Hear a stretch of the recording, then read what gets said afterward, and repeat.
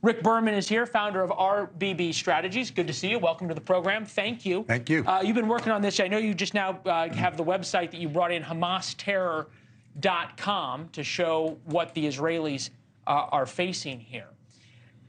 This would be my question. You've represented in your past some unpopular folks before, big companies against unions, for how you made your money in the beginning.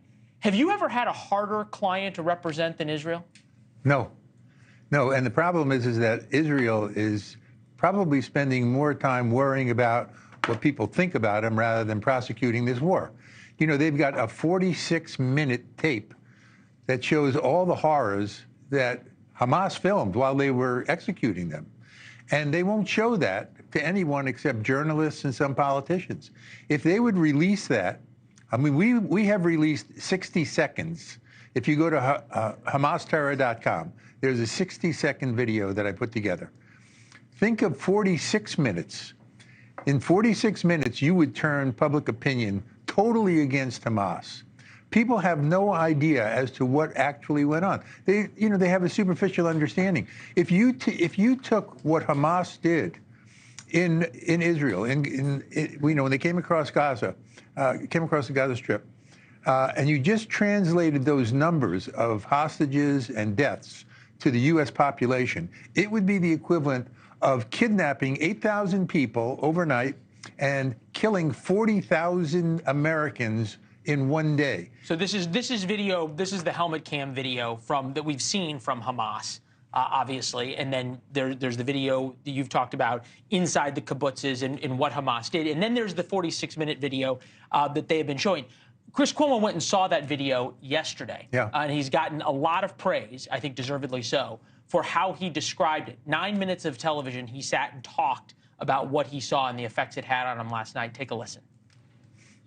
This was not death from above. It was death in your face, hands-on and personal. They enjoyed mutilating and went back and celebrated in the streets with heads and bloody corpses as trophies. This was absolute genocide. I've got a theory, because that video, to have a hardened war correspondent like Chris have that kind of emotional response, has to be pretty powerful.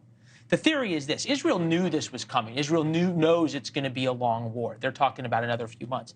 And they are holding portions of that video so that as public opinion begins to turn, which we see it is, and we see the pressure mounting from the White House, they start releasing it and rolling it out. You're a PR guy. Doesn't that make sense? No. Okay. You know, you've certainly heard the expression that first impressions are most important. And dripping these things out over time is exactly the opposite of where they should be. There should be some shock and awe here.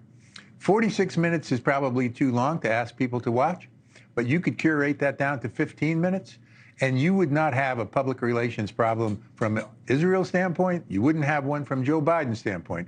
Everybody would be on board, including the Arab countries. Those people are going to be just as offended as anybody else at some of the horrific stuff that went on out there.